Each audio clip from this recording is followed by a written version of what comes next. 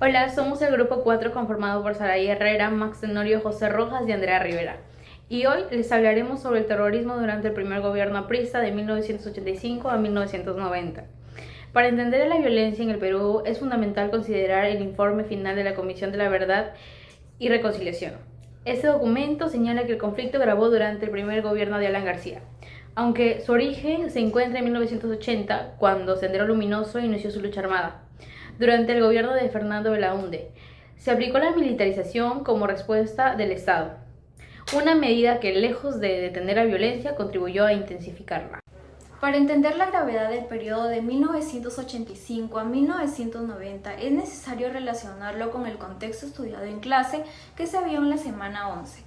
La década de perdida se analizó cómo el Perú vivió una profunda crisis económica, las políticas liberales, el endeudamiento externo y los ajustes impuestos por el FMI generaron recesión, alta inflación, desempleo y fuerte descontento social. Este debilitamiento del Estado fue un factor importante que facilitó el crecimiento del terrorismo, que se vio en la semana 12. La década del 80 se estudió el surgimiento de grupos armados como el Sendero Luminoso, liderado por Abimael Guzmán, y el MRTA, dirigido por Víctor Palay. Sendero destacó por su extrema violencia y sus llamados juicios populares, sembrando temor en la población y transformando la imagen del Perú en un país marcado por violencia política. En la semana 13, llamada Sendero Luminoso y el desafío guerrillero, se analizó cómo Sendero Luminoso surgió en Ayacucho, bajo el liderazgo de Abimael Guzmán, con una ideología maoísta y un rechazo total a la democracia. El grupo creció aprovechando la crisis económica y la ausencia del Estado en zonas rurales, imponiendo su control mediante el miedo y la violencia extrema. Mientras tanto, el gobierno de Alan García enfrentaba una economía colapsada y un Estado debilitado, lo que facilitó la expansión del terrorismo. Esto nos conduce a analizar su principal causa. La principal causa para que el terrorismo se desarrolle fue la histórica exclusión social que afectaba a amplios sectores del país. Según el informe final de la Comisión de la Verdad y Reconciliación, CBR, durante décadas el Estado peruano mantuvo profundas desigualdades estructurales, especialmente en las zonas rurales y andinas, donde la población tenía un acceso muy limitado a educación, salud, justicia, empleo digno e infraestructura básica. Esta situación de abandono prolongado generó un sentimiento de marginación, resentimiento y falta de oportunidades, debilitando el vínculo entre la ciudadanía y el Estado. En este contexto, las comunidades más afectadas por la pobreza y el aislamiento resultaron especialmente vulnerables a los discursos radicales de los grupos terroristas, que se presentaban como una supuesta alternativa frente al orden establecido.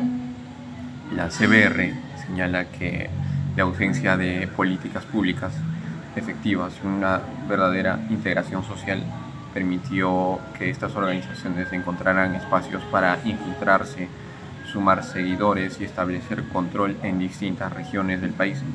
Durante el periodo de 1985 a 1990, estas condiciones sociales facilitaron la expansión del terrorismo y contribuyeron a la intensificación de la violencia política en el Perú. La expansión del terrorismo provocó graves consecuencias dentro del país. Una de ellas fue la destrucción de las comunidades, sobre todo en las zonas rurales de la sierra y selva, donde muchos pueblos quedaron aislados y sin presencia efectiva del Estado. Diversos estudios académicos sobre el conflicto armado interno señalan que el miedo y la inseguridad constante obligaron a la población a organizarse en rondas campesinas y otros grupos de autodefensa, lo que, aunque buscaba proteger a las familias, también generó divisiones internas, sospechas entre vecinos y enfrentamientos dentro de las mismas comunidades. Por otro lado, las actividades económicas, especialmente la agricultura y el comercio local, se vieron gravemente afectadas.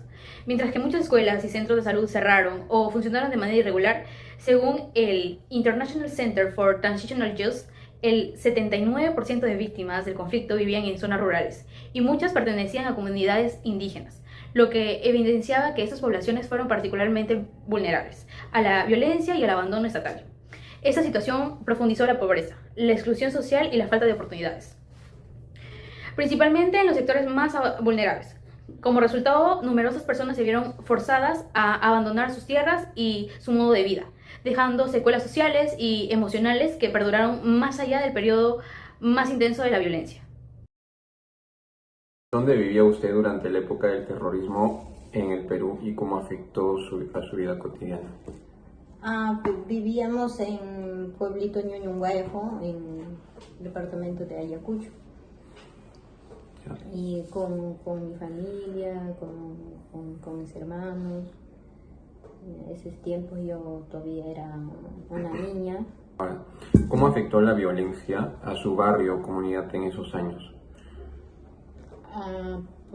Afectó bastante porque los niños quedaron huérfanos, porque mataron a su papá, mamá, incendiaron las casas, quemaron hace locales comunales y ¿cómo se llama?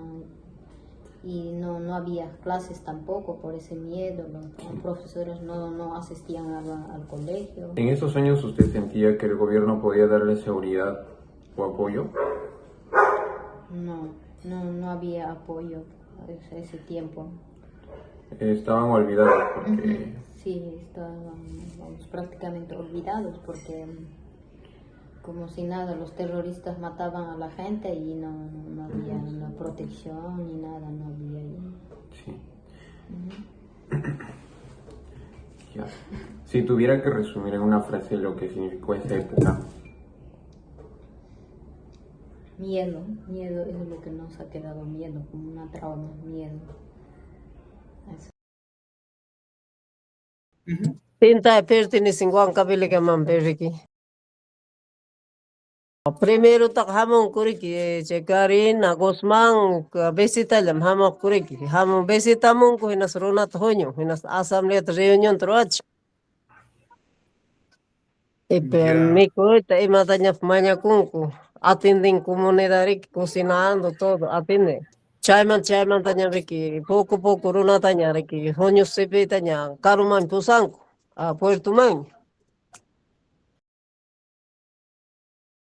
Honyo na ko uspanko riki na sepe taña kalay kung kuriki. Chawila ko kuna taksiping plaza publiko wanyo chirak.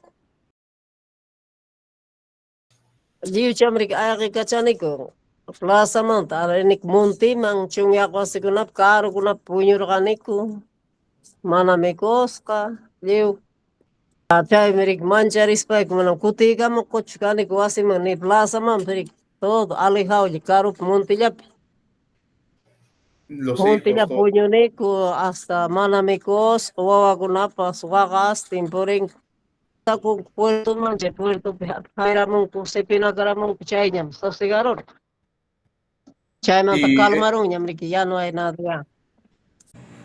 a partir de la información recopilada en la sección 3, causas y consecuencias, sabemos que la exclusión social y el abandono estatal en las zonas rurales y andinas facilitaron la expansión del terrorismo y provocaron graves consecuencias como la desestructuración comunitaria, el cierre de servicios básicos y los desplazamientos forzados.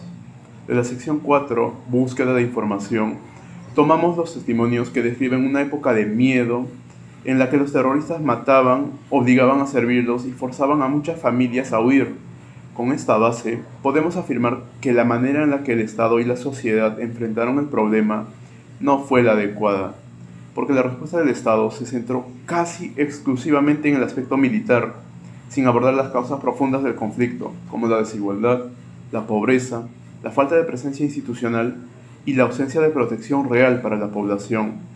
Además, la sociedad rural se vio obligada a defenderse sola mediante rondas campesinas, lo cual evidencia que el Estado no proporcionó seguridad ni apoyo suficiente, generando más fracturas internas. Una mejor alternativa habría sido implementar una estrategia integral que combine seguridad con justicia social, fortaleciendo la presencia del Estado en educación, salud, infraestructura y justicia. También se debió promover el desarrollo económico local, garantizar una protección efectiva de las comunidades vulnerables y establecer mecanismos de participación que escucharan sus necesidades. Asimismo, se debió impulsar un programa de reparación y apoyo psicológico para las víctimas, acompañado de políticas interculturales que reconstruyan la confianza entre ciudadanía y Estado.